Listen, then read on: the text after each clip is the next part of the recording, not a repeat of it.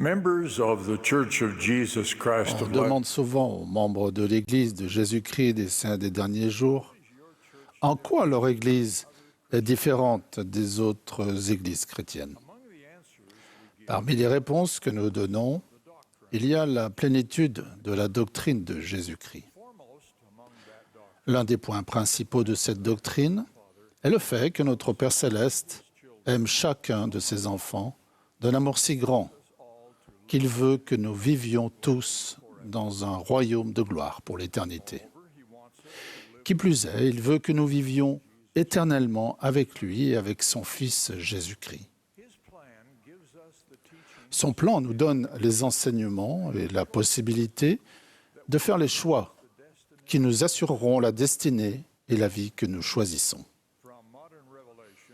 D'après la révélation moderne, nous savons que la destinée finale de toutes les personnes qui vivent ici-bas ne correspond pas à l'idée inadéquate du paradis pour les justes et des souffrances éternelles de l'enfer pour les autres. Le plan aimant de Dieu pour ses enfants comprend cette vérité enseignée par notre Sauveur Jésus-Christ. Il y a plusieurs demeures dans la maison de mon Père. La doctrine révélée de l'Église de Jésus-Christ des Saints des derniers jours rétablie enseigne que tous les enfants de Dieu, à quelques exceptions trop rares pour en parler ici, hériteront à terme l'un des trois royaumes de gloire, dont le plus petit défie toute compréhension.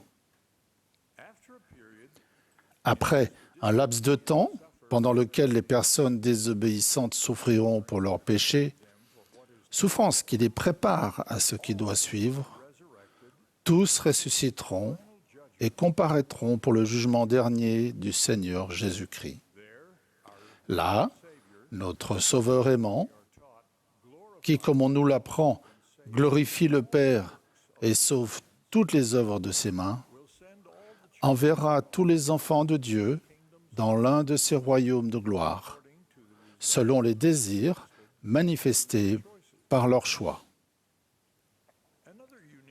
Une autre doctrine et pratique propre à l'Église rétablie est renfermée dans les alliances et les commandements révélés qui offrent à tous les enfants de Dieu le privilège sacré de se qualifier pour le plus haut degré de gloire dans le royaume céleste.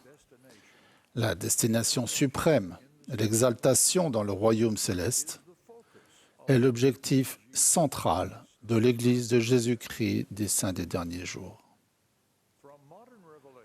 Grâce à la révélation moderne, les Saints des derniers jours ont cette compréhension unique du plan du bonheur conçu par Dieu pour ses enfants. Ce plan commence par notre vie en tant qu'esprit avant la naissance et révèle le but et les conditions du voyage que nous avons choisi dans la condition mortelle et la destinée que nous souhaitons par la suite. La révélation moderne nous apprend que tous les royaumes ont reçu une loi et que le royaume de gloire que nous recevrons au jugement dernier dépendra des lois que nous décidons de suivre durant notre voyage dans la condition mortelle. En vertu de ce plan aimant, il existe divers royaumes où plusieurs demeurent. Ainsi, tous les enfants de Dieu hériteront un royaume de gloire, soumis à des lois qu'ils pourront respecter et dans lequel ils pourront confortablement demeurer. Je vais décrire la nature et les exigences de chacun des trois royaumes du plan de notre Père, en commençant par le plus élevé, qui est l'objet des ordonnances et des commandements que Dieu a révélés par l'intermédiaire de l'Église de Jésus-Christ des Saints des derniers jours. Dans la gloire céleste, il y a 3 degrés, dont le plus élevé est l'exaltation dans le royaume céleste. C'est la demeure de ceux qui ont reçu de sa plénitude et de sa gloire. C'est pourquoi ils sont Dieu, oui, les fils et filles de Dieu, et ils demeureront pour toujours et à jamais dans la présence de Dieu et de son Christ. Par la révélation, Dieu a dévoilé les lois, les ordonnances et les alliances éternelles que nous devons respecter pour acquérir les vertus divines qui sont nécessaires pour atteindre ce potentiel divin.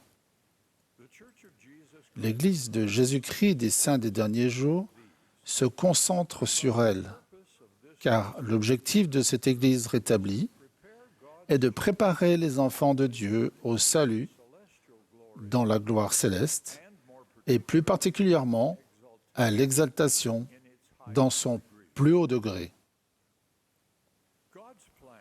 Selon le plan de Dieu, fondé sur la vérité éternelle, on ne peut obtenir l'exaltation que par la fidélité aux alliances d'un mariage éternel entre l'homme et la femme dans le Saint-Temple, lequel mariage sera à terme accessible à tous les fidèles.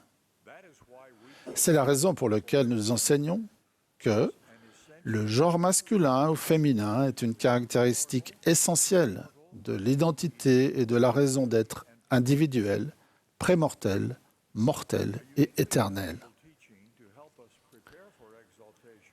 La déclaration de 1995 sur la famille constitue un enseignement particulièrement précieux pour nous préparer à l'exaltation.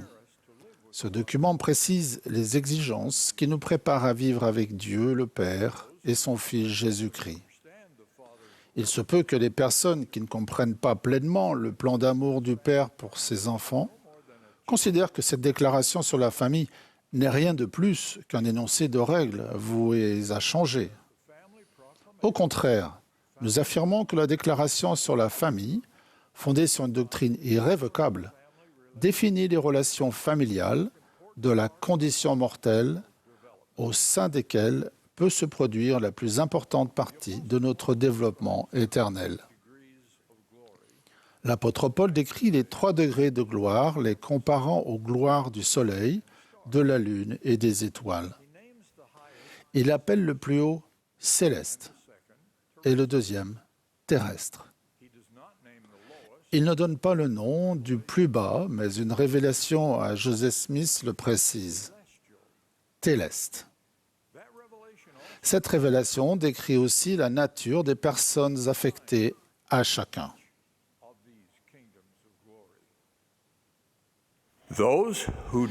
Les personnes qui choisissent de ne pas se conformer à la loi d'un royaume céleste hériteront un autre royaume de gloire, inférieur au royaume céleste, mais soumises aux lois qu'elles ont choisi de respecter et dans lequel elles peuvent demeurer confortablement. Ce mot « demeurer », si courant dans les Écritures, évoque un placement sûr. Par exemple, les héritiers du royaume terrestre, celui qui ressemble au concept populaire du paradis, sont ceux qui reçoivent de la présence du Fils, mais pas de la plénitude du Père. Ce sont les hommes honorables de la terre qui ont été aveuglés par la fourberie des hommes, mais qui n'ont pas été vaillants dans le témoignage de Jésus. La description révélatrice de la personne affectée au royaume de gloire céleste, le plus bas, est celle d'une personne qui n'est pas capable de se conformer à la loi d'un royaume terrestre. Cela décrit les gens qui rejettent le Sauveur et n'ont pas respecté de limites divines en matière de comportement. C'est le royaume où les méchants demeurent, après avoir souffert pour leurs péchés. La révélation moderne les décrit ainsi. Ce sont ceux qui n'ont pas accepté l'évangile du Christ, ni le témoignage de Jésus. Ce sont les menteurs, les sorciers, les adultères, les fornicateurs et tous ceux qui aiment et pratiquent le mensonge. Parlant des 3 royaumes de gloire avec sa perspective de prophète, le président Nelson a récemment écrit « La vie dans la condition mortelle ne dure qu'une nanoseconde comparé à l'éternité. Mais quelle nanoseconde cruciale! Examinez avec soin ce qu'il en est. Pendant la vie ici-bas, vous avez la possibilité de choisir les lois auxquelles vous êtes disposé à obéir, celles du royaume céleste ou du terrestre ou du téleste, et par conséquent, le royaume de gloire dans lequel vous vivrez à jamais. Quel plan! C'est un plan qui honore entièrement votre libre arbitre. L'apôtre Paul a enseigné que le but des enseignements et des commandements est que nous parvenions tous à la mesure de la stature parfaite de Christ. Ce processus requiert beaucoup plus que l'acquisition de la connaissance. Il ne suffit pas d'être convaincu de l'Évangile. Nous devons agir de manière à y être convertis. Contrairement à d'autres prédications qui nous enseignent à connaître quelque chose, l'Évangile de Jésus-Christ nous demande de devenir quelqu'un. De ces enseignements, nous déduisons que le jugement dernier ne sera pas une simple évaluation de la somme de nos actions bonnes et mauvaises ou ce que nous aurons fait. Il est fondé sur l'effet définitif de nos actions et pensées ou ce que nous serons devenus. Nous nous qualifions pour la vie éternelle par un processus de conversion. Tel qu'il est employé ici, ce mot qui a de nombreux sens désigne un profond changement de notre nature. Il ne suffit pas d'agir mécaniquement. Les commandements, les ordonnances et les alliances de l'Évangile ne sont pas la liste des dépôts à faire sur un compte céleste. L'Évangile de Jésus-Christ est un plan qui nous montre comment devenir ce que notre Père céleste désire que nous devenions. Grâce à Jésus-Christ et à son expiation, lorsque nous ne sommes pas à la hauteur dans cette vie, nous pouvons nous repentir et reprendre le chemin des alliances qui mènent à ce que notre Père céleste désire pour nous. Le livre de Mormon enseigne que cette vie est le moment où les hommes doivent se préparer à rencontrer Dieu. Mais la révélation du Seigneur à Joseph F. Smith, qui figure maintenant à la section 138 des Doctrines et Alliances, apporte un contexte porteur d'espoir, du moins dans une certaine mesure, pour certaines personnes en ce qui concerne la limite difficile de cette vie.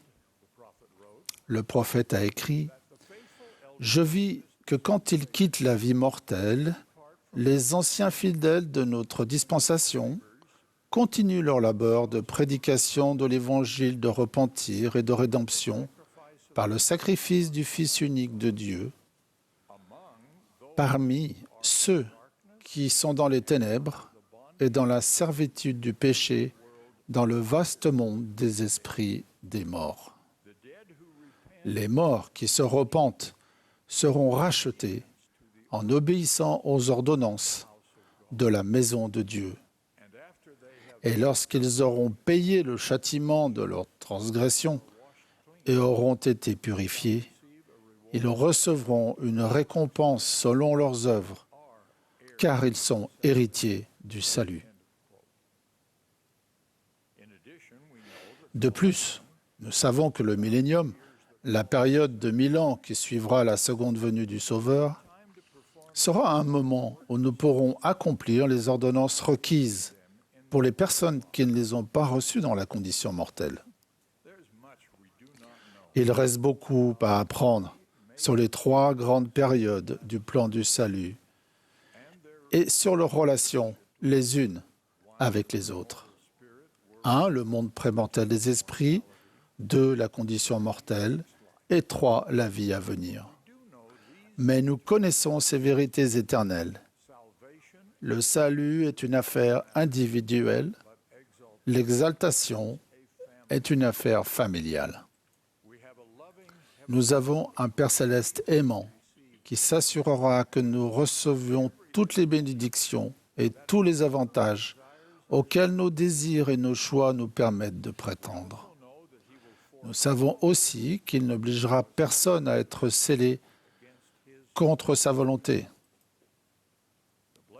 Les bénédictions d'une relation de scellement sont assurées à toutes les personnes qui respectent leurs alliances, mais jamais en l'imposant à une personne indigne ou non désireuse.